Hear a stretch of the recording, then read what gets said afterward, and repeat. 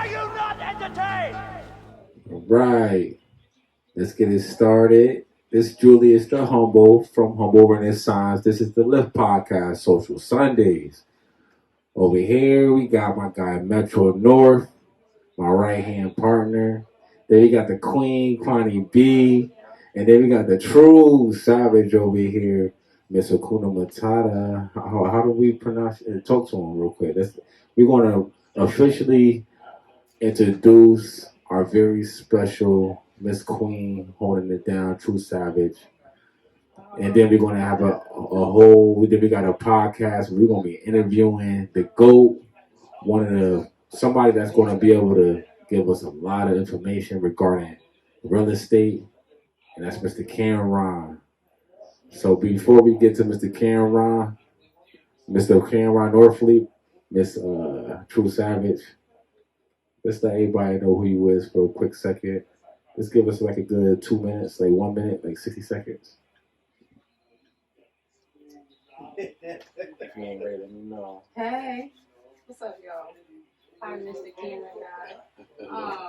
I was just waiting on you to correct it, because it was like Queen Kwani. It's like it's two queens here. Two But you queens, just yeah. can't say one and not say two. Oh, you fixed your lips. But hey, y'all, what's up? I don't really know what else to say, bro. Yeah, but They gonna get you this. haven't had a formal introduction to the show because last week you kind of came in the middle of it, so we never really introduced you. All right, y'all, what's up? I thought they introduced me already, but I guess I'll do it now. So what's up? I'm True Savage. Facebook, Akuna Matata. Snapchat, True Savage, 2 U's, 2 E's. Instagram, Tiffany_P_smile. So this is me live in the flesh, finally on Lift Podcast. My boy Jill, my girl Kwani, and my boy Metro. It's just a whole bunch of newness coming around. I have a lot to talk about. I have a lot that I want to give out to the community, to the people. I feel that it's a lot for me to learn. It's a lot for you guys to learn. A lot of times people, they don't really tap in spiritually about, and they don't want to think on the things that is common sense, generational curses and, all different type of deities and demonic things, and just think that you should just kind of like think about before you go about your daily life, me, per se. But if you don't want to, that's on you. I wish you will, but still let you know.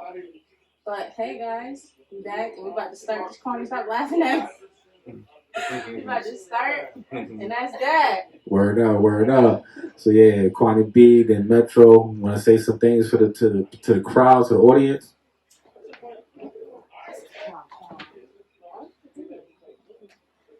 always want somebody to talk when I'm answering. Right. So we're ready to go. We're ready to start the show. All that rhymes. Ready to start the show. Shit, what do you hear? What do you say? Nigga, Holy Walnuts used to say. But yeah, it's your boy Metro North, aka Robert Drowning Jr. Ain't shit really going on. You know what I mean? A whole lot of gang shit. You know what I mean? But season 2 of the Lift Podcast, Social Sundays. Coming up, definitely gotta plug this. Life Change album release / listening party. November 19th, that's a Sunday. You feel me? Pop out. The personal invites already been sent out. I mean, we're gonna pull up, we're gonna enjoy some good music. We got a couple of other people opening up, like Bass NHO. You feel me? Tony Grand. It's gonna be a good time, but that's about it. Let's get this shit started though. Yeah. So we have a very important interview today. Last week we started it off, season 2, the Lift Podcast, Social Sundays, with Mr. Juan Castillo, and we had Rasheem Dixon coming in to do the performance, opening it up. It was amazing. We had some food here. So the food to me was amazing. A lot of people said it could have been cooked a little bit more, but it was certainly done. I ain't gonna put it out. I'm just gonna call it what it is. It should have been cooked a little bit more according to everybody else, but I enjoyed it. I had it stored in the microwave a little bit long. You know what I mean? I'm not gonna say where I got it from, but my people's. Oh, so definitely. Last week interview was amazing, And then season is episode number 2, another banger. So people think like, we should get younger, we should have a whole bunch of females up here, hip hop. But to me, in my opinion, and our partners, we want to influence the community. What better way to influence the community than to discuss our community and things of that nature with a real estate broker, African American brother holding it down. So we're gonna pass the mic to Cameron, let him introduce himself, and then we'll start the interview. All right. I definitely appreciate you guys. It's an honor to be a part of the Lift podcast for today. Definitely appreciate you guys having me on. My name is Cameron Norfleet. I am the owner broker of Trinaya Real Estate. I am an owner broker. I am also an investor. Got a couple of properties here and there. And so I just come share some knowledge. Beautiful, beautiful. So, Mr. Cameron, I will start the first question. How much money? Oops, excuse me. These are the questions for the spicy topics. Yo. How much- I like to apologize for that. That's later on when the other females get here. Gotcha. So, question number 1. What funding assistance is available for African Americans in New Haven for property ownership? There's a bunch of programs that are out there. There are there's programs through the state of Connecticut. There are government programs. There's plenty of programs that are out there. A person there is a some people still think, and I don't know if you guys are part of this crowd. Some people still think that you need like 25% down. Some people actually think you need 100% down to purchase a property. Like you see a house that's for sale for $300,000, they think you have to have $300,000 in order to purchase a property. That's far from the truth. Okay. Some people feel that you have to have 25% down in order to buy a house. That also is far from the truth. All right. There are various programs that are out there, such as FHA. They will allow you to purchase a property, and all you need is 3.5% down. Okay. We have programs here in the state of Connecticut through CHAFA, and I can give you information on that as well. But through CHAFA, and with that, you can purchase a property with 3.5% down, but they will also give you what's called a DAP loan, or a down payment assistance loan. So basically, you're getting it for 100% financing. Okay. With that said,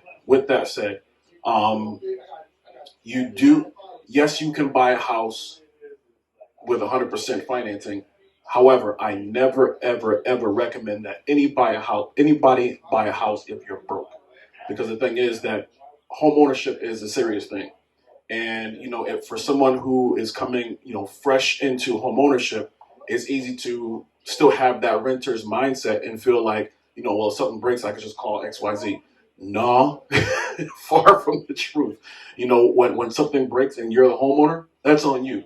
So if you're like broke and you don't have any money at all whatsoever, then like I think you should have some money, even though they might not require you to have but so much.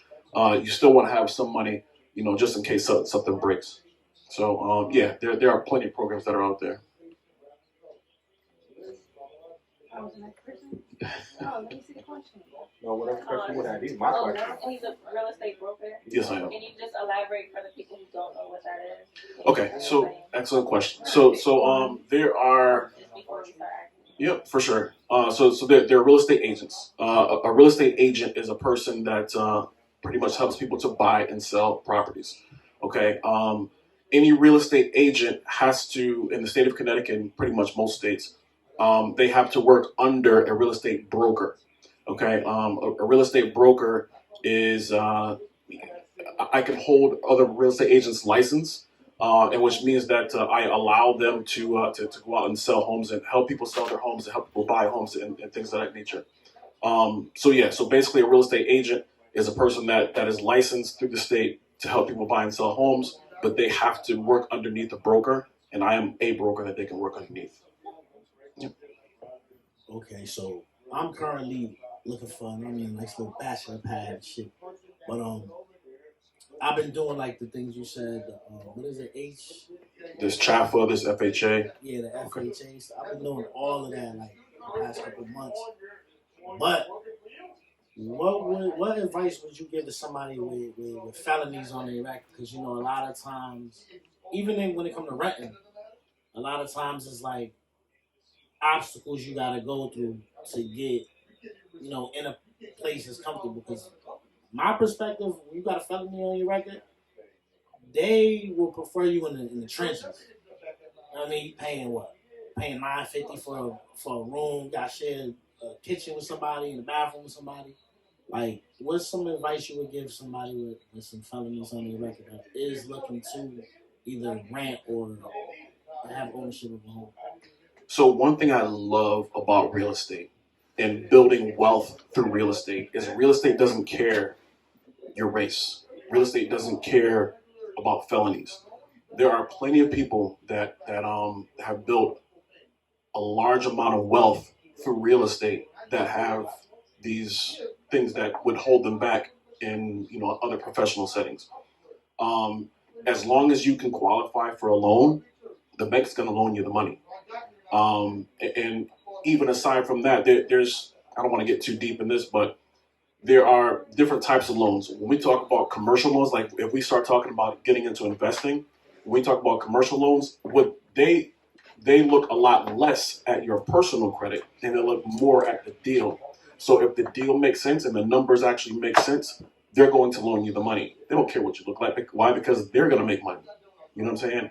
So that's one reason why I love real estate so much is the fact that that stuff rarely comes into the equation. Now, back in the day, there was redlining and things of that nature, whereas they just wouldn't allow us to buy property in certain areas. Um, there are people that say that's still around. Honestly, I'm in the trenches. I do this every day. I don't see it, and I think I would be on the front lines to see it because, like, I'm the face. So people do generally assume that when they see me coming, that my buyer's probably also black, which is unfortunate. But that's a lot of times the perception. But with that said, I have not seen that redlining is really a thing now. Again, I know that there are people that make that point that it is. I haven't seen it. Um, so that's as it pertains to race. But again, even when it comes to felonies, um, if you have the money or you have the credit, that's one reason why I love real estate so much. Is that it's not really a factor. Beautiful, beautiful. So when I look at you, man, you look like a stand-up brother. You look like your position, like you have a few homes, that you have a few properties. You dress really well. So I would like to know, is this something that you took on because you got into the profession, or is this something that you've been, have you grew up always dressing dapper, and did you grow up always wanting to be in the real estate, or is this just something that I need to figure out what to do to make some money. Oh, real estate is a good idea. Let me just get into that lane. Oh, it's working for me. All right, so let me just dress up like, so which lane did you come in? Did you, was this something authentic or is something that you just built? You know what I'm saying? Yeah, for sure. So I first got the real estate bug in 2005. I bought my first house in 2005.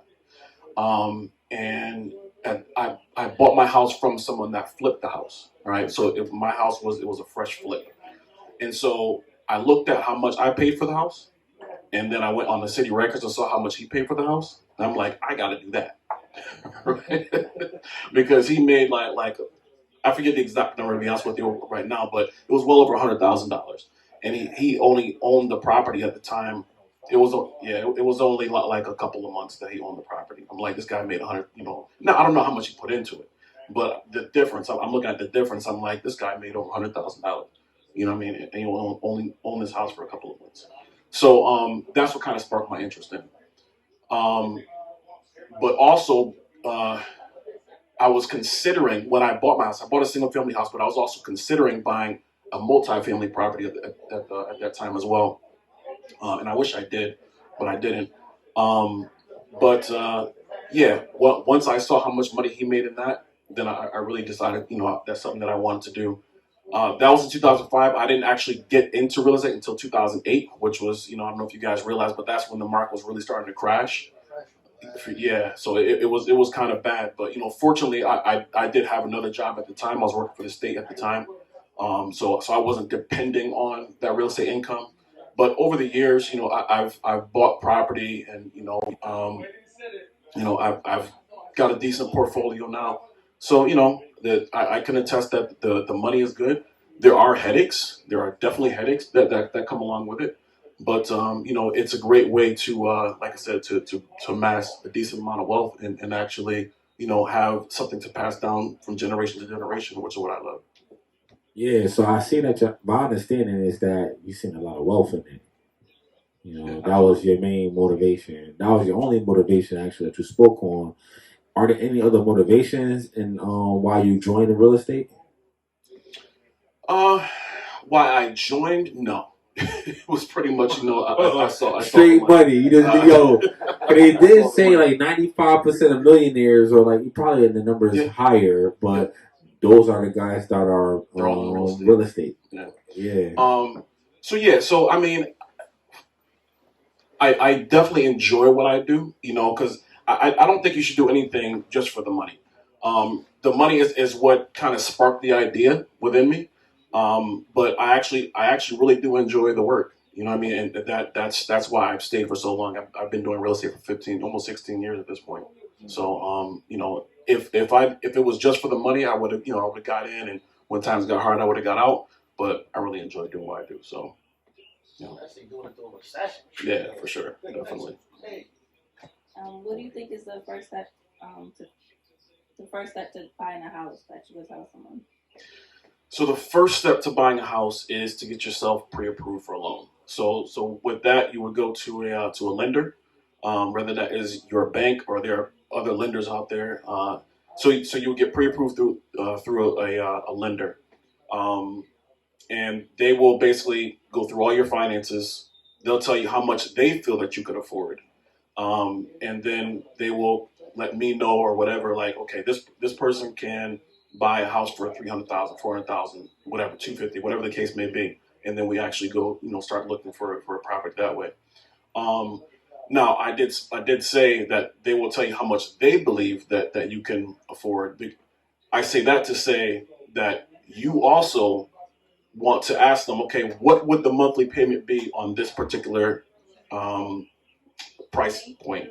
Okay, you'll definitely want to find that out because you want to know that you could afford it. You know what you could afford better than anybody else. Okay, and that's one thing that kind of got people in trouble back in the 2008 time frame. There was that the banks were pre-approving them for these crazy amounts, and then they actually got into the property and they couldn't afford it, and they ended up getting foreclosed on.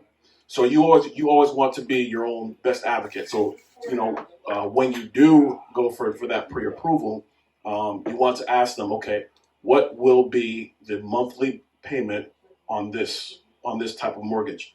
With that said, it will depend because you have your taxes, that's something, you have your insurance and all that, but they should be able to give you a pretty close ballpark figure as to how much that would be. But to answer your question, that would be the first step to get pre-approved for a loan.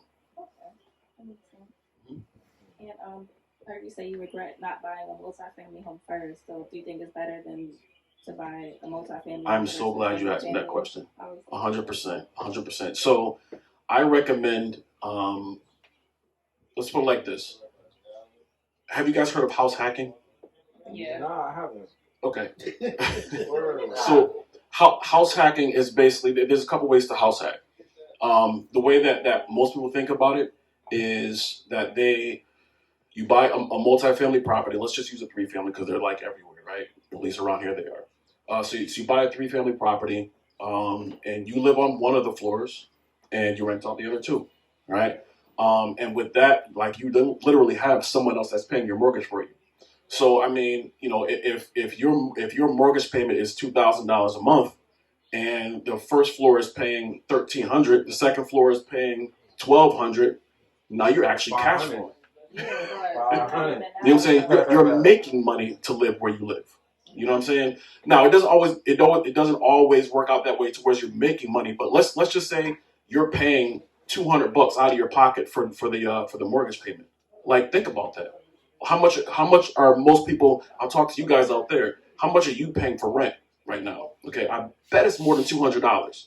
Okay, Yeah. so I mean, like, house hacking is an awesome strategy to save money, so that you can use that money for other things, whether that's paying off debt, whether that's saving for your kids for college, or whatever the case may be.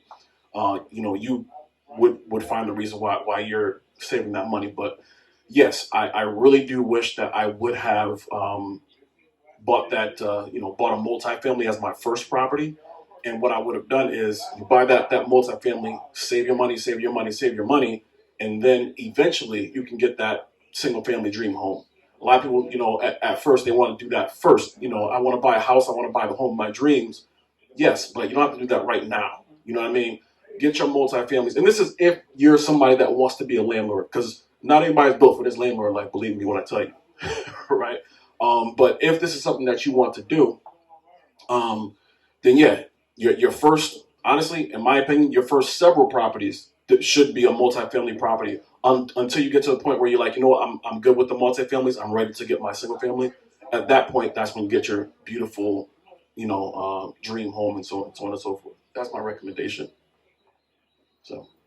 All right, so that was some vital information. A lot of Right. people don't got. These dudes be out here like, I'm about to buy a house. And they get up to the bank, they're like, I don't know, it's like 500 right now. Nah, but like during the pandemic, like I was also looking for houses during the pandemic. That planes. But I was looking for a house during the pandemic. Whatever happened, it didn't work out. But I remember a lot of the agents that I was, in talks with, they were saying like, right now is because everything went up during the pandemic. Rent went up, and it was like it messed me up because I'm like, no one's working. How do they go up on rent? But somebody had told me like it was really hard to buy, but it was like a seller's market at the time during the pandemic. Like, did you experience that like around the pandemic time? It's still a seller's market. I feel like it always is though. Not always. It has been for the last several years though. Honestly, even prior to the pandemic, we kind of switched. We kind of switched into a seller's market. I think around 2013, 14ish, so somewhere around there. That's when we kind of switched from a buyer's market to a seller's market.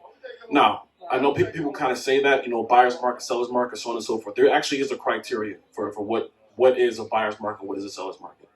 So there's a thing. We kind of call it we talk about how much inventory is on the market. So I'm having kind of a brain situation here, but there's if there's more than 6 months worth of inventory on the market, then it's considered as a buyer's market. If there's less than 6 months worth of inventory on the market, that's considered as a seller's market. Now, what do I mean by 6 months worth of inventory? So that just basically means that do the math or whatever, and you figure out, and there's easy calculations for this, really there is, but you figure out if no one else put their house on the market from here on out, all the properties that are currently on the market, how long would it take to sell out of those at the current rate that they're being sold, right? And that's how you kind of figure out, the amount of time that there is on the market. So 6 months, 12 months, 1 month, so on and so forth. So 6 months is really the kind of the midway point between buyer's market, seller's market. Right now, we're at about 1 month on the market. So we are in a very, very strong seller's market. It's not even like close, all right? So that just basically means that the sellers kind of have the upper hand. So if you're looking to buy a house, then you really don't have much of a leg to stand on in terms of like negotiation. It used to be, going back some years when we were in a buyer's market, you can go in and say, listen, you're listing your house for $300,000. I'll pay $275. And they're like, yes, we'll take it. Those days are gone. Those days are long gone. Not saying that they won't come back, because real estate goes in cycles, right? So it absolutely will come back. Nobody knows when, but it absolutely will come back. But yeah, that's pretty much the market right now. Yeah, I follow a page on TikTok that shows the average price of a house, like from every year from like 89 to today. You could have bought like a single family crib for like 98,000. Like, for example, my mother, she bought a house on the north end of Bridgeport, and this has 2 properties on one property. I remember her going to court to defend and to keep the property, and I forget how much square footage it is, but it's way above average for the area that she lives in, because the north end is like the suburbs in Bridgeport. And I remember not too long ago we were speaking about me and my uncle were speaking about like him wanting to sell the house. So he said some like astronomical number, but he could get it because he put work into the house or whatever. But he said, yeah, me and her only bought the house for like 90,000. And if you see my mom's house, you like, I remember kids from the trenches used to come to my house in Bridgeport and be like, that's a 1-family house? We got a full basketball court in the backyard. And she only paid 90,000. And then I look at that page on TikTok, I'm like, what makes it fluctuate like that? Where it went from 2005, you could get a nice size crib for, let's say, 190,000. Now it's 300 and some change, maybe even 4, depending on where you at. Like, what makes it fluctuate? So what makes it fluctuate? Well, first I'll say what makes it go up. I'll say that first. So what makes it go up is just basically inflation. That's one thing. Just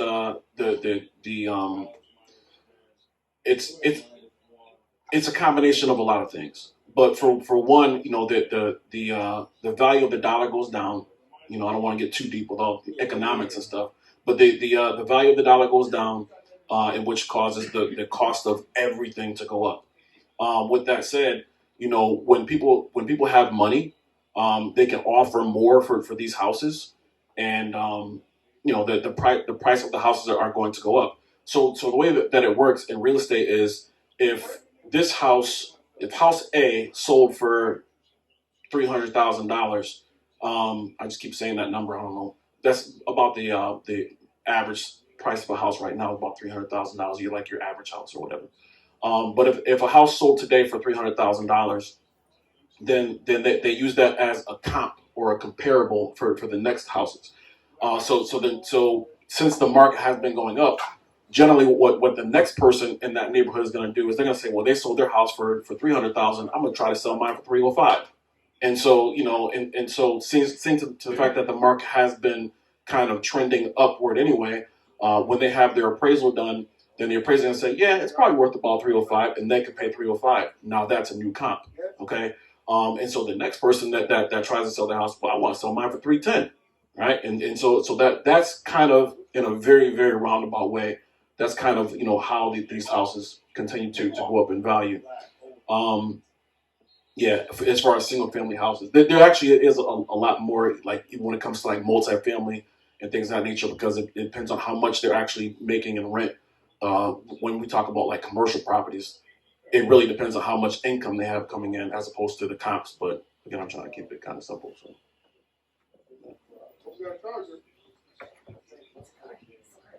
Oh, the pizza guy outside. Pizza guy's here. Yeah, she had a That's question. important. She's about to go in, That's but the pizza guy outside.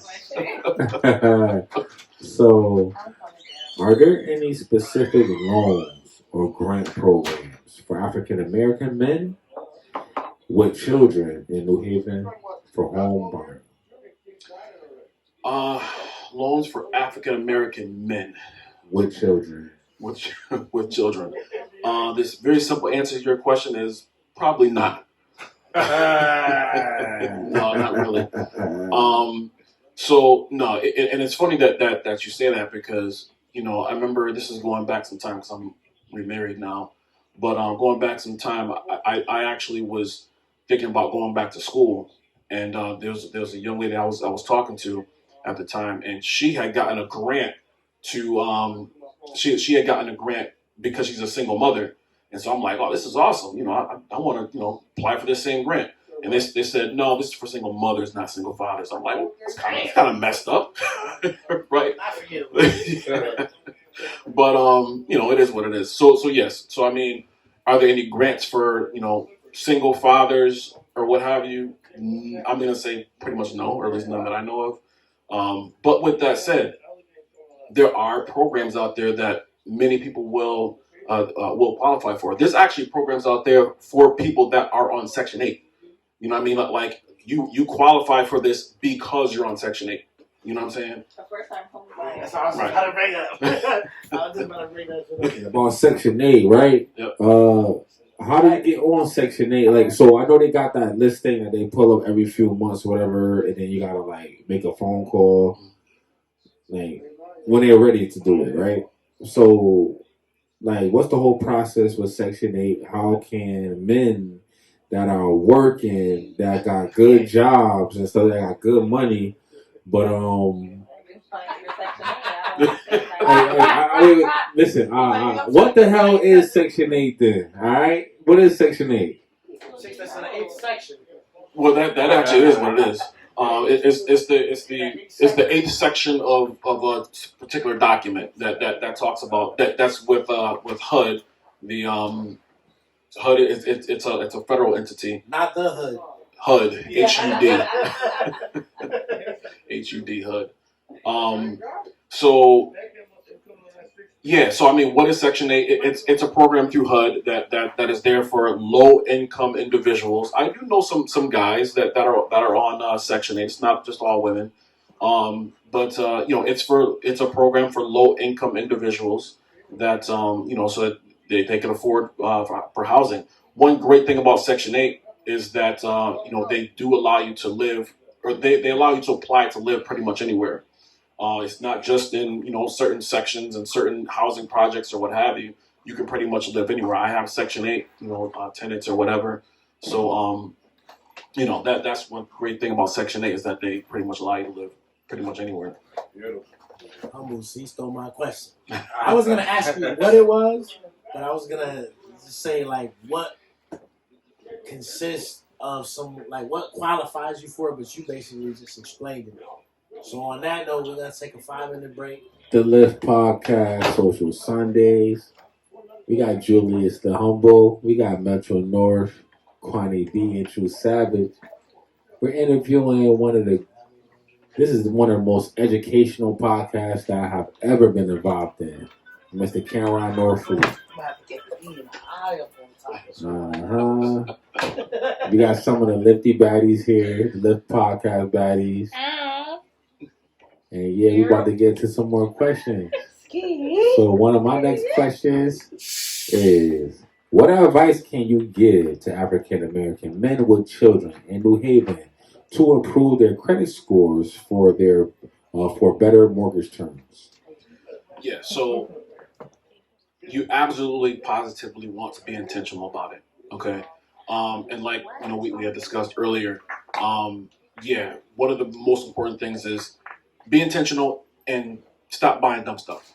All right. And that unfortunately is huge just in our community in general. All right. We buy a lot of things that we don't need. All right. So you have to be intentional about fixing your credit, just fixing your overall credit situation. Educate yourself on what goes into a credit score. Okay.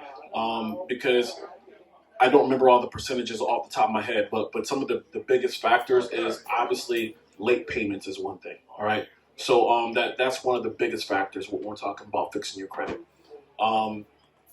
Is you have to make sure that you're paying your bills on time. Another thing is how much debt do you have that's on like credit cards and things of that nature. All right. You want to try to keep that low. Some people say that you want to keep it below 30% of your max. But when you talk to a lot of the experts, they actually say that it's much less than that. Like, you want to keep it at like less than 10% of your max. Okay. So if you have a $10,000 a credit card with a $10,000 limit, you don't want to really have more than $1,000 on there. Okay, that just shows the banks that you're responsible, and that you're not just going out just buying things, just because you want it or whatever. And if you do, you pay it back. You know what I mean? Um, and so there is credit history. So the length of your history is also important. So that's why if you have credit cards, it's actually not recommended that you close an account. After you pay it off or what have you, it's recommended that you don't close the account because they look at how long have you had credit for. Um, and so if you can show that you've had credit for a long period of time, then and you've been responsible with it for a long period of time, that actually boosts your credit score as well. Just as another little side hack that I like to share. Um, it's good that if you do have credit cards and you have children, and you're financially responsible, that's of utmost importance as well. If you're financially responsible, then it's a good idea to actually have your children on as an authorized user, because what that does, yeah, absolutely, absolutely. But that's what I'm saying. You have to be responsible, and the thing is that with that said, that gives them the history when they turn 18 years old, and they've had credit history for the last X amount of decade or whatever the case may be. That helps them in their credit situation later. With that said, I do have to make a little disclaimer. I am not a financial advisor. I cannot give financial advice. Okay, I'm not giving financial advice. For anyone that wants financial advice, seek a financial advisor. With that, I'm just a real estate broker. I'm not a financial guy. Um, but yes, to answer your question, in terms of fixing your credit, educate yourself as to what goes into a credit score. Because I just named a few things off the top of my head, but educate yourself as to what actually makes a credit score. What do the credit bureaus actually look at to determine what your credit score should be? It's called your FICO score. What actually goes into that? Once you know that, then conduct yourself accordingly. Make sure that you have all these things in check, and like I said, you're keeping your balances low, you're paying your bills on time, and so on and so forth, and you'll be all right. So all in all, stop buying Escalades with rims. Stop buying goddamn gold chains and watches. Yes. And paying them Dominicans for Jerry curls and doing all that other shit. You feel me? You gotta get your shit right. Because I had that problem at one point. It was like, and I just got paid. It's Friday night. I'm about to go buy some ups. I'm about to go buy a white pair of jeans. And that's the thing is that again, in our community, we think we got some money, we're gonna go buy something, right? We want to go get something, and that's give it back. That's the problem. That's the problem. Like we don't think like okay, I got this. I got my we're about to come into this time of year, my tax return, right? I got this X amount of thousands of dollars in my tax return. First thing we thinking, I want to go spend. I want to buy this. I want to do that. I want to do so on and so forth. But like where but where's your mind at though? You know what I'm saying? Like because one thing that we need to start thinking more of is the future. You know what I'm saying? The future for ourselves. Because here's the thing that I tell people is that the day will come to whereas you either cannot work anymore or don't want to work anymore. That day's gonna come, right? And so you have to make sure that you're prepared for that day. And so when you get those funds in that lump sum of funds in, whether that is through a bonus on your job or your tax return or whatever, think about ways to invest that money. You know what I'm saying? As opposed to just spending it on whatever. And before you even get to that point, take the time now to start educating yourself on what types of things would I invest in if I actually did have this money, right? Because what you don't want to happen is you actually get a lump sum of money and then you're like, okay, I got to invest this. What am I going to invest in? I don't know. You know what I'm saying? So take the time now to figure out what will I invest in when I do come in this money, and then that way you'll be more prepared.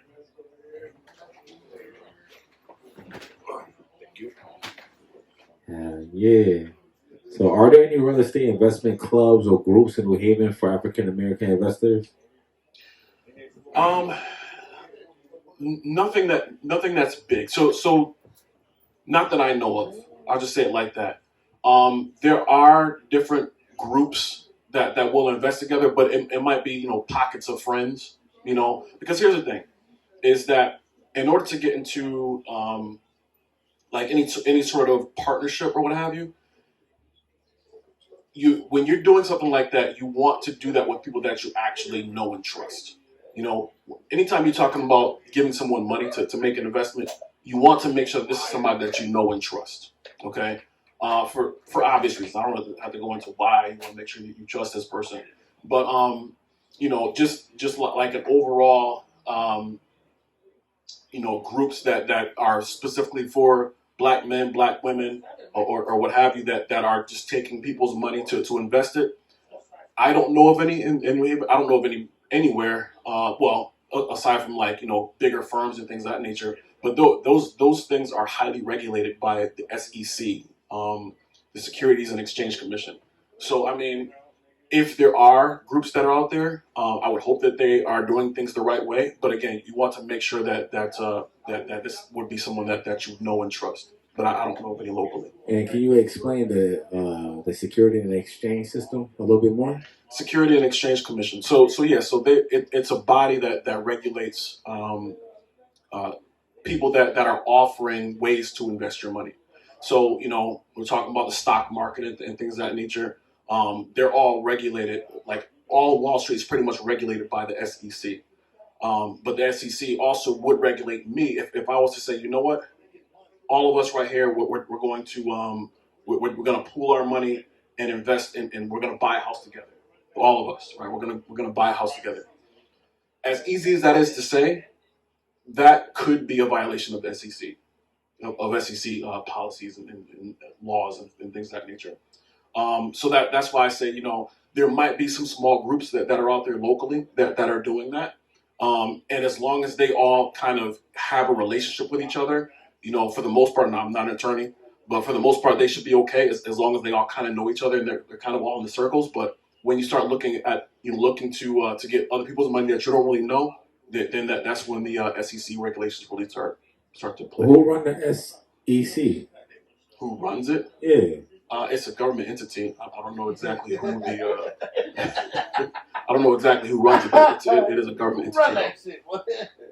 Yeah, because I was interested in how it's being regulated. So if it's definitely regulated by the government, then that's where their interests are going, and for that purpose. So one thing I always want to know, right? So coming up, just looking at how African Americans came about in America, like after I think World War I or World War II, America started building homes. Like they started like opening up America on East and the West Coast everywhere. They started having a whole bunch of hold on, what's up, Corny? I can hear you laughing. I'm talking to my man right now. Yeah. What's up? I'm sorry. Nah, that was funny though. You said, who run that shit? Word.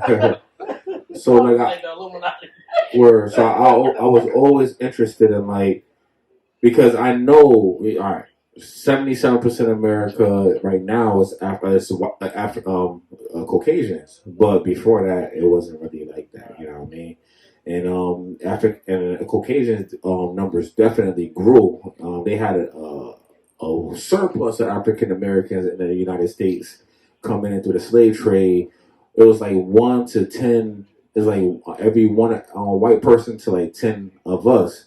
So they already knew that like eventually, you know what I mean, they need to grow their numbers because how we were outnumbering them, we will be able to eventually conquer that way. So eventually, they started having like building homes in America around the coastal, around the waters, the beaches, and all of that.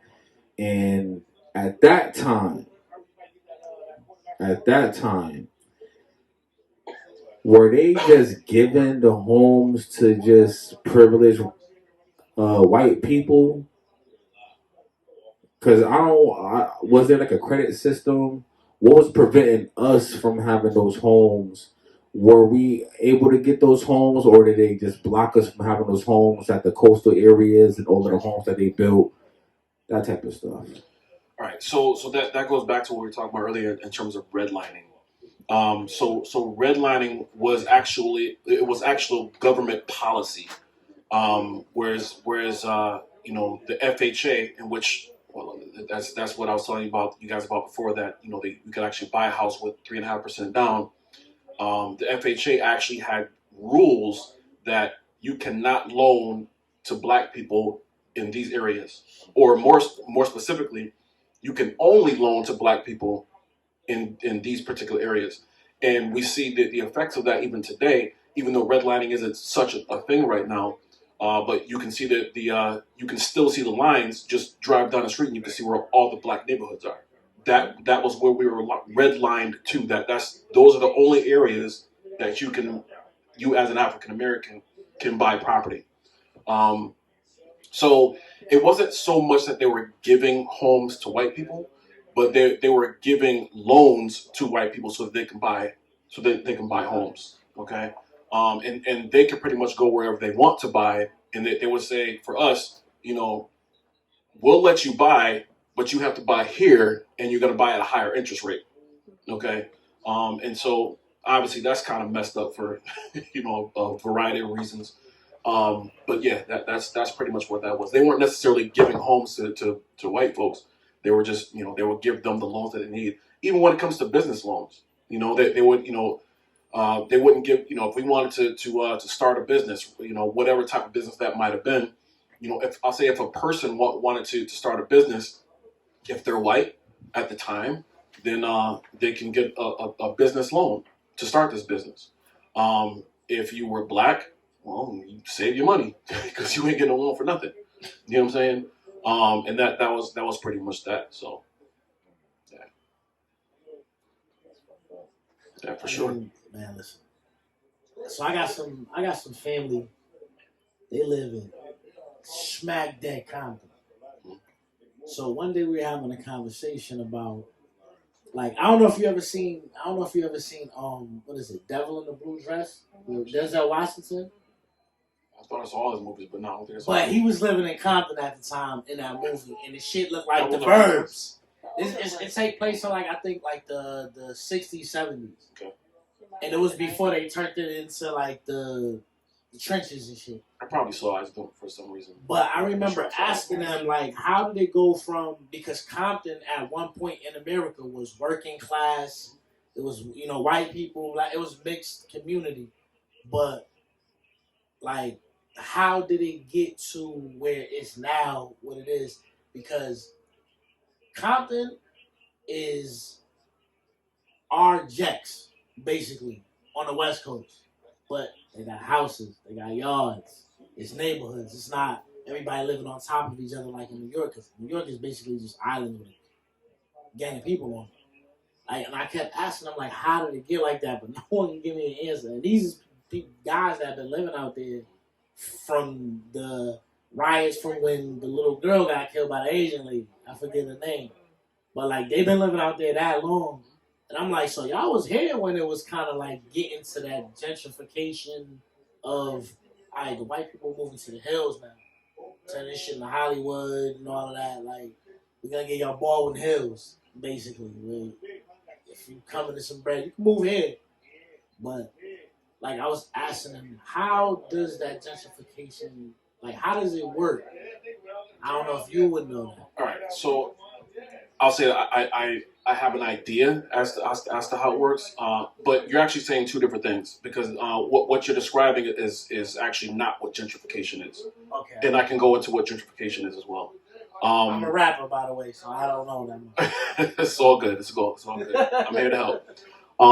So all right. I'm born and raised in Waterbury, Connecticut. All right, I'm born and raised in Waterbury. All right, so I look at Waterbury as the perfect example. I say perfect. I use that word loosely because it's definitely not perfect. All right, but I look at Waterbury as an example. Waterbury, going back years and years, was it's called the Brass City, and it was called the Brass City because they made brass. It was like the central hub around the world for brass. They made the bullets for the military.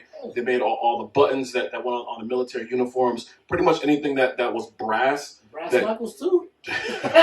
Pretty much anything that was brass back in the day was manufactured in Waterbury, Connecticut. So the economy was huge back then. You know what I mean? Back in the industrial times. And then when all the factories closed, then that's when all the jobs went. And you think back to even those times, if they're laying off 100 people, and a bunch of their employees are black, well, they're going to keep the white folks and they're going to lay off all the black folk. That's just the way that it went back then. You know what I'm saying? And so with that said, when you have, the father that's even in the home at the time, the father that's not working, he's depressed. Just think about this as a man. You know what I'm saying? Like you're trying to provide for your family, and you lost your job. You can't find work anywhere else. You know what I'm saying? You're depressed and so on and so forth. The wife or what have you, she's, everybody's stressed out and so on and so forth. Kids ain't eating and so on. So that's when poverty really got introduced. I mean, I can't say introduced because poverty's been an issue in the black community since we were brought over here. But I mean that's when the cities where really started going down was during the change from the Industrial Revolution to where we are now.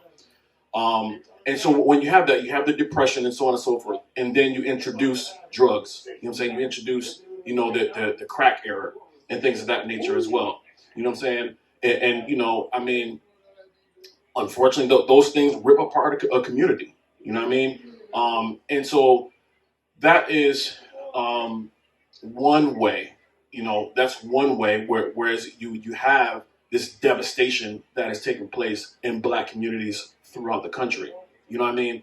I'm not going to get too political, but I mean there was definitely, there was the war on drugs. That was huge, and you know what I'm saying?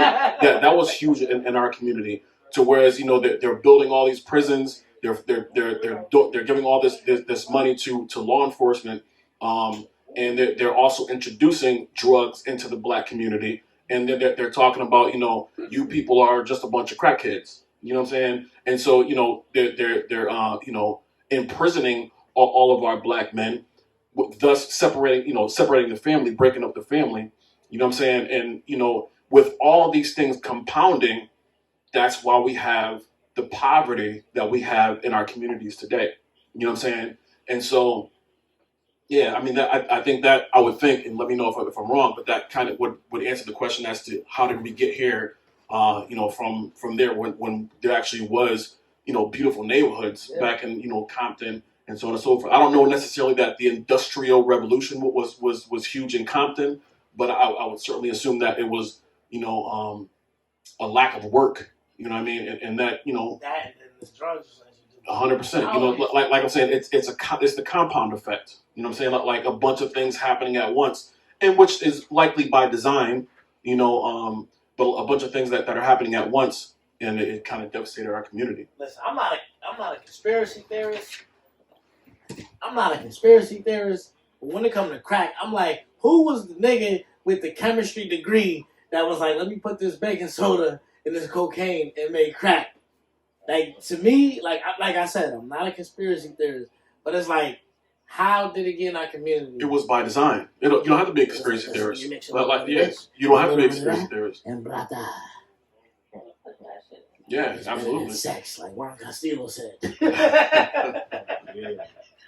You'd be like John Travolta in Pulp Fiction. Yeah.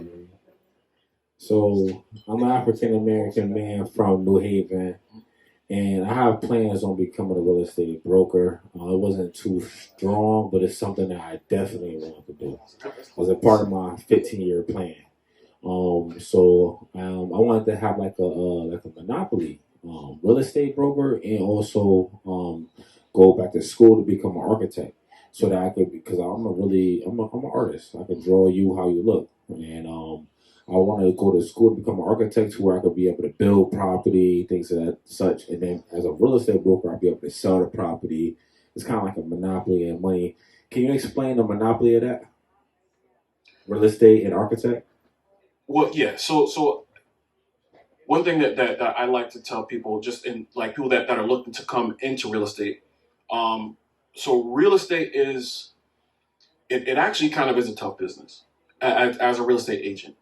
And so I do recommend that people that are coming into becoming a real estate agent or real estate broker or what have you, I recommend that they have something else that they're doing when they first get started, because starting a job as a real estate agent, it's not like most other jobs where it's like, okay, I'm starting today, I'm gonna get paid next week. You know what I'm saying? It don't work like that in real estate.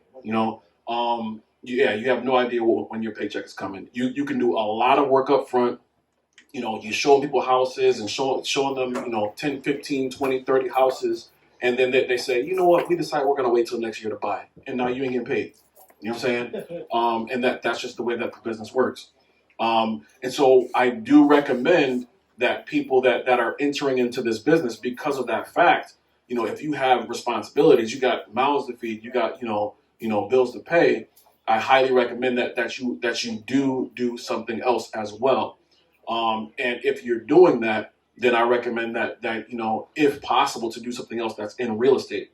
And so, yeah, I think that's a great plan, that you have your real estate license, you're a broker or what have you, but you also have another gig that you have going on, in terms of being an architect or what have you, because that's something else that's also in the real estate business. You know what I mean?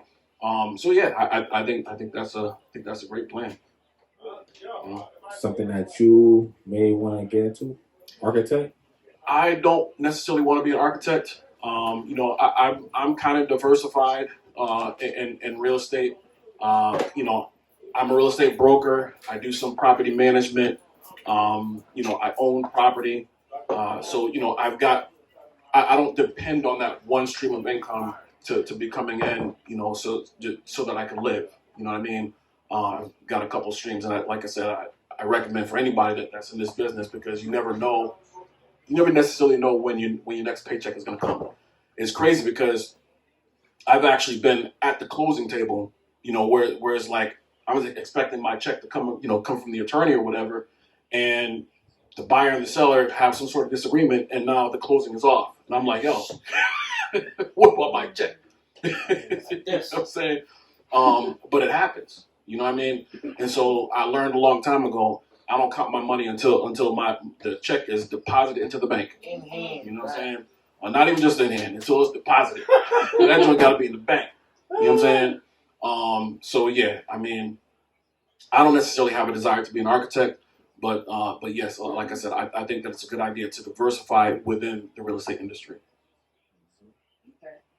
So I did have a question. Sure. So I'm a little on the broke side. So I was just like, I'm not even interested in this show tonight. I'm a little on the broke side. I was like, Tiff, no. Okay. So I was like, okay, let me just ask. How high should your credit be? Like, what is a good credit score for you to apply for a house? So that fluctuates. And it depends. How about this? Let me give it to you like this. In your 20s. Like, just start in 30s, but in your 20s. You're saying your age in your 20s. Mm-hmm. It doesn't matter as far as your age is concerned. Okay. The required credit score does fluctuate from time to time, because sometimes banks are accepting lower credit scores. Sometimes they want higher credit scores. Also, different banks are going to vary. You go to Bank of America, they might say you need a minimum of X. You go to Webster Bank, they might say you need a minimum of whatever. You know what I'm saying? But just to answer your question, as kind of a rule of thumb, it's good to have at least a 650, 660, and I would say that would kind of be on the low end. With that said, I would say just set a goal of getting your credit score as high as you possibly can, because the lower your credit score is, yes, you might be able to qualify to buy a house, but you're going to pay more for your interest rate. You know what I'm saying? So make sure that like I was saying earlier, be intentional about fixing your credit. You know, like I said, I do own property, and it actually does legit hurt my heart when I have an apartment that's available and I see the applications that are coming in, and I do the background checks on people. It's like, and unfortunately, many times it's people that look like us. You know what I'm saying? And it's like, come on, like, and so sometimes I've tried to kind of coach people, like, listen, do this, do that, so on and so forth, because it actually does hurt me. You know what I'm saying? I want to see us prosper, and so yeah, my advice is learn what goes into a FICO score, a credit score. Learn what goes into it, the percentages, and so on and so forth, and work on it. Get your credit as high as you possibly can, and make it a goal to buy a house.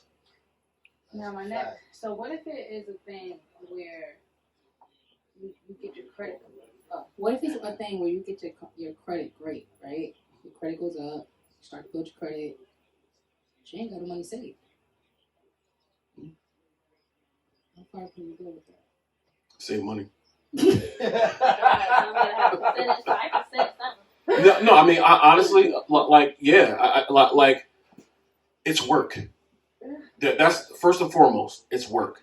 You know what I'm saying? To come from a situation to where you have bad credit and you have no money, it's work, but it's worth it. It's worth it, because here's the thing: is, do you have kids? Yeah. Okay. So, yeah. So here's the thing: think about them. You know what I'm saying? Think about them. Do you want to have something to pass down to your children? Do you want your children to have a better life than you had? Well, it's worth it to put in the work to make that happen. You know what I'm saying? And the way to start that is by fixing your credit and saving some money. The way to save money is, like the man said, stop buying dumb stuff. You know what I'm saying? Learn how to invest. Again, when you don't have money, you can't invest. I get it. Learn how to invest. Take that time to learn about investing. Learn about the stock market. Okay? A lot of times, just in our culture, we don't know a lot about that stuff. You know what I'm saying? But it's there. It doesn't matter what your race is. You can invest in the stock market. You know what I'm saying? I don't want to get too deep into that. But to answer your question, again, it's hard. It's hard to rebuild your credit. It's hard to save money, but it's worth it. And that, in and of itself, should be the motivation to say, you know what, I'm gonna make it happen, and you do the things to make it happen. So you know how they got schools like Eli Whitney, where you could go there, get your license for CNA, get your driver's license. Why don't schools have real estate programs? So, specifically real estate, I don't know of any schools that specifically have real estate programs. I am happy that my daughter's school, they do have a financial literacy class. This is something that they recently started, and I'm like, that blesses my heart to see that, because it's something that we need. It's something that we absolutely need. We people just don't know a lot of the things that they should know when it comes to finances. People have no idea how money even works. And like I said, and that's why a lot of times within our community, we get money, we think that money is for spending. You know what I'm saying? Whereas in other communities, they know that money is, or they use money to work for them. While they're home in their bed sleeping, their money is still making the money, because we're buying dumb stuff. You know what I'm saying? We're giving them our money. You know what I mean? And it's based off of, something that they invested in. Just think about this. Where's the last place, you don't have to say necessarily the spot, but where's the last place that you swiped your credit card? Credit card, debit card, or whatever, right? The owner of that establishment, were they the one that took your payment? Likely not. Likely not. So what does that mean? their money was working for them. Their money was making the money because they're paying somebody to work the counter or whatever it is that you were doing, right? And that, were they there? I don't know. It depends on the establishment. But I mean, I doubt if they're there the whole time. So they might be on vacation. They might be at home sleeping. They, they could be anywhere. You know what I'm saying? It's their money that's making the money. And so that's what we need to learn how to do is to learn how to make our money work. Because here's the thing, is that we get tired. You know what I'm saying? We have to sleep. Your money ain't got to sleep ever. You know what I'm saying? So be intentional about learning how to make that happen. That's my advice. Word up. So you have a lot of homegrown. It seems like a lot of homegrown experience, education. So I want to know: did you come home? Did you grow up with your mother, your father, brothers and sisters? You did mention something about in Wilbur Cross High I didn't go School. across. No, Well, I'm from Waterbury. Waterbury. That's what it was. Waterbury, the W. So explain to us your schooling, and even after high school, did you go to college? I did not go to college. Born and raised in Waterbury, Connecticut. Went to Wilby High School. Graduated class of '97. Yeah, in terms of education, I graduated high school. In terms of my family background, I did grow up with both parents. My father worked for the state of Connecticut. My mother, she worked for some place in Danbury, but she ended up leaving that job because my father also was a pastor. When he stopped working for the state, he was a pastor. And my mother, she ended up just doing the work for the church and things of that nature. So. I grew up. I would say middle class. To be honest with you, I would say I grew up middle class. Um, but I. It's funny. I actually have taught my parents a lot of financial stuff. Because they didn't grow up knowing about investing in all the that type of thing. I just kind of took a liking to financing or to finances at a relatively young age. I enjoyed business.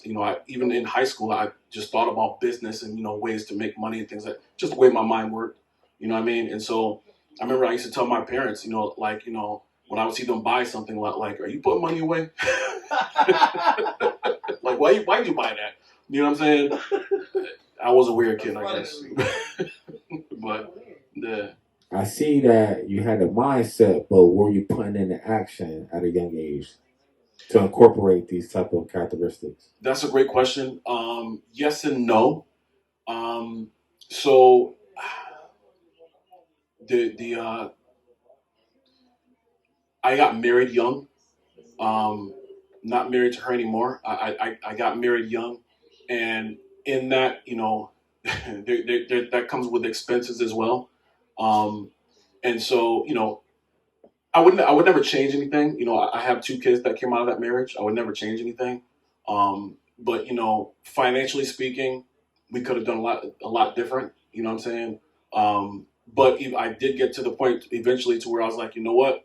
Like I do have this. Like I know what I'm doing. Like I shouldn't be struggling right now. Like when I got divorced, I moved from a nice house into a third floor, one bedroom apartment with mice and so on and so forth. And I'm like, yo, like, what am I doing? You know what I'm saying?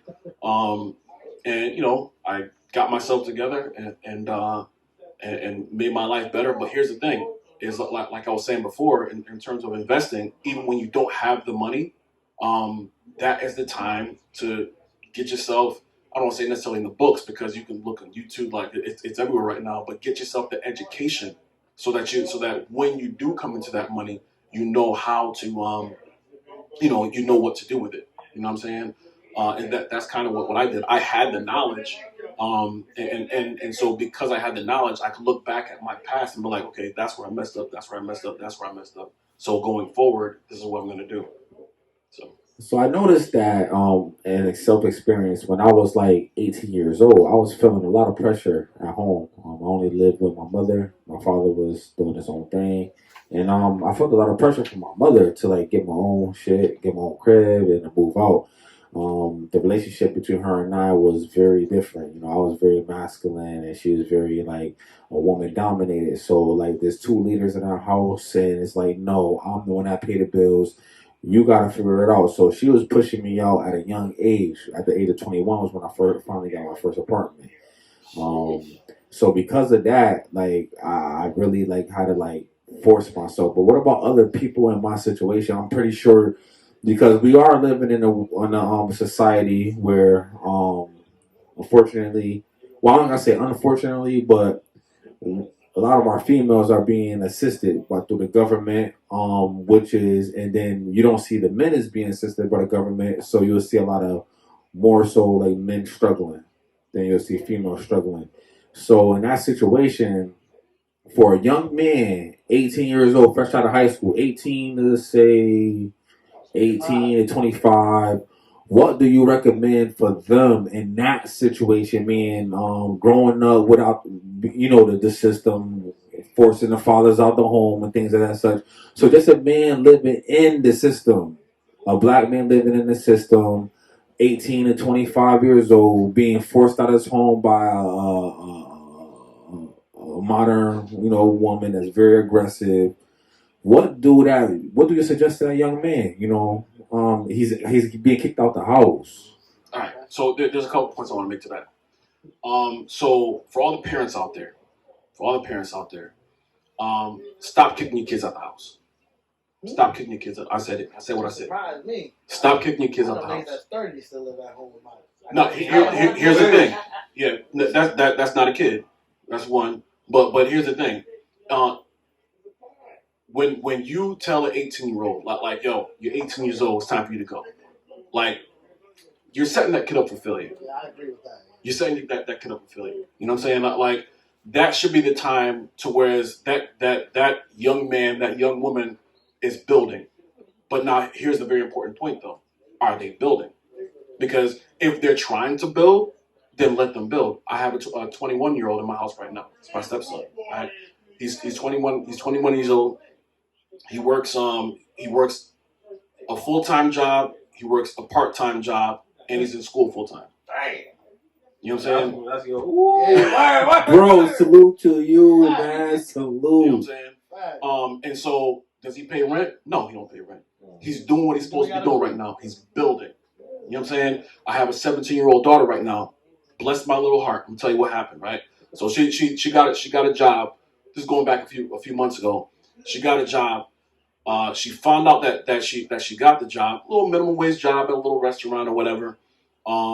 She found out that she got the job, and she said okay. Now she just turned 17. She was 16 at the time. She said Daddy, I found out that I got the job. I'm starting next week. What do I have to do to buy a house when I'm 18? Right. So me being a real estate guy, you know that blessed my heart. You know what I'm saying? And so that's the thing is that it was more important to me that she has the mindset of I want to buy. Number one, I want to buy a house. Number two, I want to buy a house by the time I'm 18. Now, realistically, I don't think she's gonna buy a house at when she's 18. But I do think if she continues to do what she's doing, she could probably buy a house by age 20 or so. You know what I'm saying? And that's huge. That's huge. So to your point, I say again, stop kicking your kids out the house at 18 years old. All right. As long as they are building. Now, if they're just sitting around the house, selling weed out the basement, doing whatever, and they're not building, and they don't have these goals that they've set. They don't have goals that they've set, and they're not actually, executing and doing the things that it takes to get there. Then we got to talk. You know what I'm saying? It's like, all right, listen. If you're not building for yourself, then you got to do one or two things. You got to start paying me rent, or you got to get out of my house. You know what I'm saying? That's an option as well. You know what I'm saying? But the thing is, like as parents, like we need to have that safe place for them if they are the type of young adult that is building for themselves. In my opinion, it's our job to make sure that they have that safe place to do it.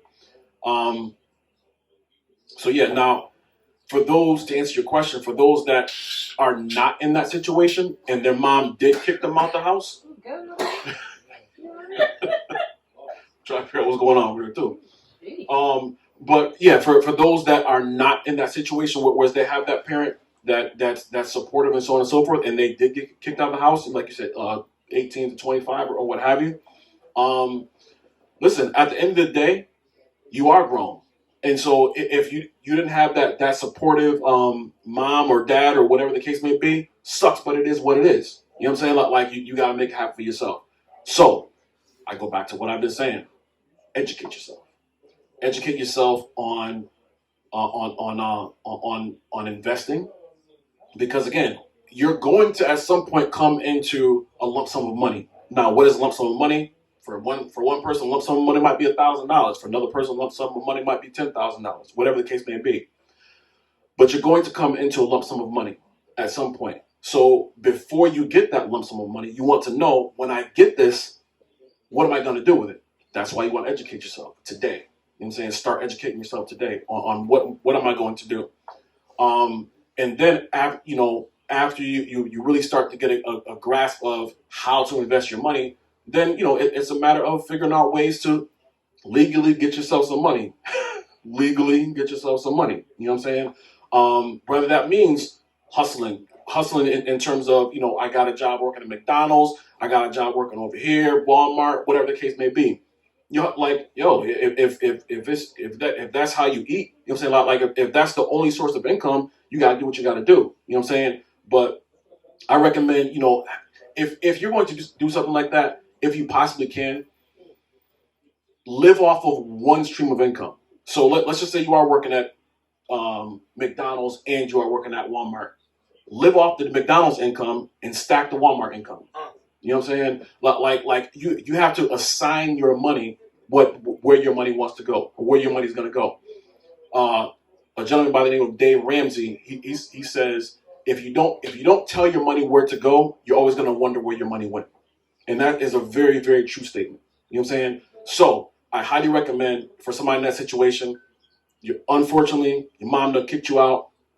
You don't know, you're just kind of hustling to kind of get by. Educate yourself, number one, and assign your money as to where it's got to go. Right. So again, this stream of income goes here, that stream of income goes there, and so on and so forth. But you have to be intentional about it. You got to be intentional. And again, like I was saying to you, it ain't easy. It's far from easy, but it's worth it. I got another question. I don't want to keep blowing them away though. What up? They got something else? So I'm from West Hills, New Haven, Connecticut. Usually we call that West Hills, Connecticut. So they just knocked down my projects. Before they were brown. Then as I started coming up, my memory started to show. It started turn. They changed the colors to blue, and now they knocked it down. I think the color's gonna be green or something. So I always wanted to buy the projects. I always wanted to just buy the projects. I wanted to. Cause my mother moved me and my little brother out from the hood at a very young age, like when I'm 13, 14 years old. So I always had these goals. I wanted to just one day go back to the hood, buy the projects. Um, the question is, do you have any um? I still want to do it. I still want to buy them, but I can't because they're already rebuilding them. But how? Any recommendations on how I can build my own property? Build my own property in New Haven, in an area where I may have to purchase property and then knock it down and rebuild it. Or let's say there's in West Hills right now, there's the projects and then there's these homes, but right in between there's this big ass space. Nothing's being done there. What if I wanted to buy that land right there, and then build my own property? Can you inform us on the processes? Yeah, so I mean, if you have a particular lot of land that you're looking at, first you want to find out who's the owner of that plot of land. that'll be the first step, and then contacting that owner. And that's all public record. You could actually go on the city's website and find out John Doe owns this property, and many times they also do have John Doe's address. Okay, so send. They don't have his phone number, but you could send John Doe a letter. You got something? Oh no, Okay. I got that after this though. Yeah. So you could send them a letter or whatever and say, listen, I'm interested in buying this piece of property. You guys work out, your deal or whatever. You end up buying the property. Then obviously you want to coordinate with the city, just in terms of permits and all those things, to see first. Actually, you want to do this before you buy the property, to see if they will let you build the type of property that you want to build on there. Will they let you build a specific type of building or whatever on there? But after you buy the property and you find out that the city is they're okay with you building this type of property, then it's just really just a matter of and I'm definitely oversimplifying this, but it's a matter of getting the contractors together and making that happen. Now, I didn't talk about money at all, because here's the thing: is that a lot of these buildings, people don't realize that a lot of these buildings, you go downtown New Haven or whatever, and you see all these big buildings. Somebody owns those properties, right? Somebody actually owns that. But here's the thing: is that they don't just go in their pocket, or the money to fund a huge project like that, like the tall buildings downtown New Haven or whatever. Like they don't just, that's not money that they just had sitting in their bank account. A lot of times they actually raise capital from investors wherever. Like they raise capital to get up that funding. It's called a capital stack. So what they do is they do a lot of times they do have some money that they're putting up. Sometimes they don't. Sometimes, like legit, like these big buildings, the person that owns it or the group that owns it, it's called the general partner. That's like the head person that owns it. They actually sometimes they don't even put any money out of their own pocket in order to do that. Right? They'll raise capital, and then the funds that they don't raise from like individual investors, they borrow that money from the bank in order to build those properties. Okay, but in order to do that, you have to be a person that has a good track record. You know what I'm saying? Like you're not going to build one of those huge buildings, your first time around. Like you got to kind of start and kind of work your way up to something like that, so that the people that are investing their money, they actually know that you can actually get the job done and you're not going to run off with the money and all that good stuff.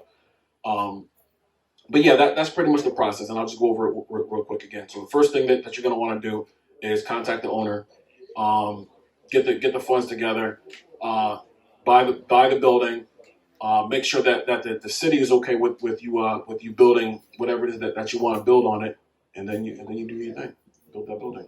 Beautiful. Hey now, what's up? All right, so this is the Lift Podcast. We got Julius the Humble from Humble Renaissance L.L.C. We got True Savage over here. We got my guy Metro North. What Kwani B? I think she'll take a poop. She thinks that's TMI. Mr. Cameron Norfleet. So I know somebody with the last name Norfleet. Is the whole Norfleet family yours, or can at least in New Haven? Not that I know of. So here's the thing. Here's the thing. It's funny you say that, because like for the most part, all Norfleets are from Gatesville, North Carolina, which is a very, very small town in North Carolina. So yes, we're pretty much related, but somewhere down the line, I don't know, we got separated or whatever. But I believe that we're all blood, but I don't know people like that. All right. Any last words? Gang. Which one is that? Any last words? Any last words? It was great having you up here. I'm gonna be honest. At first I was interested, then after a while I was like, I ain't interested. Because I started to feel, and it wasn't chill. It wasn't chill. And I caught on to what it was. It was lack of knowledge. It was that insecurity. It was the insecurity of feeling like I've gone through the phase. I've been married. I've gone through all of the phase, and I was like, I don't feel like I'm able to own a house. I'll just rent or do a condo. I'll do something like that. And not realizing that, like, listen, you want to be able to have something of your own. Yeah, you may have to do this individually, but it's yours. You know, like, you can't, you're not going to have to wake up and worry about, oh, shoot, you're going to raise my rent next month or 2020, you know, the next. And I thought about that. You know, so. And it's possible. Right. So it was, like I said, it wasn't you. It was very good. It just got me for a bit because then we started to go more in depth on being how you raising a household and things like that. And with your daughter, I was horrible at math. You know, and I did not care. I was fed. I'm be honest. I was a silver spoon girl. I was the baby. Here, this, you know. So I'm still trying to figure out how to do things, but I'm getting, you know, I'm doing the best that I can. But I had to just sit and I was like, you never was taught. Absolutely. And you can't fault that. You can't fault that you were not taught. But on the other sense, you can't fault that parent either. Because they didn't know. Because they didn't know. So it was like, but then you also said the magic word. You said it. Educate yourself. It's up to you. Like, we all have a choice. You want to stay in your position and keep doing the things that you know, or you want to educate yourself and learn more. Nobody do that. So I really do appreciate you for coming out. I feel a little bit more confident. You know, I'm going to get my pennies together and grab my dimes. We're going to put them all in my little jar. We're going to be in the house. Absolutely. Absolutely. Any last words? Millionaire in the making. No, appreciate you coming out, educating us. I learn something new every day, so I appreciate it. By the way, who's your sports team? You like sports? It's all right. So basketball, football. All right, listen. I'm actually not a sports guy. Oh no! Right. Are you a godly guy? Born and raised in the church. Oh. Born and raised. Yeah, he said practical. I always do the sports segment, so I was just curious. So that's okay. Thank you. My favorite state. Oh, damn, Gina! Shit! My shit is already crazy. Yeah, why you got a case on? Because what happened last time? Shout out to Out of Box, yo. We need a sponsor for Kwani. A bird shitted on my phone case. I was right here. Last time I was here, I threw it out. I threw it out. Nah, my closing statement is basically like everything he been saying this whole interview is key. If somebody that's watching this can take anything from it, like, it's just be smart. Use your brain. Like I said before, stop buying cars. Motherfucker get his income tax and go buy a used 745. Shit break down in 3 months. I did this shit before. Like, I know about this. And it's like, just be smart with your money. Yeah, we want to shine. We want to look good. We want to go to Hollywood hookah. We want to go, we want to be seen. But at the end of the day, it's all like, what really matters is what you leaving behind. Like, yeah, you want to live in a moment, but that's what I feel like vacations is for. You save up, go on a nice vacation. Stay off the phone, stay off Facebook, do shit like that. Like, everything he said was just basically just be smart with your money. Gain some financial literacy, intelligence, and just, try to leave at least a little bit of something for the people who are coming after you, especially those with kids. Because I know dudes with kids out here, and they ain't got a pot to piss in or a window to throw it out of, goddamn. You feel me? But they out here with the next chick raising her kids. Wilding out. But, you feel me? I appreciate you for pulling up. You feel me? Like, even though I knew a lot, some of the stuff you was talking about, you could always learn something. Sitting down with somebody and taking a piece of what they offer. But we definitely appreciate you at the Lift podcast. Appreciate you. Yeah. He did this on a Sunday though. Yeah. You are. He said he got kids at home. He could at home eating some mac and cheese right now. Mac and cheese. What you cook?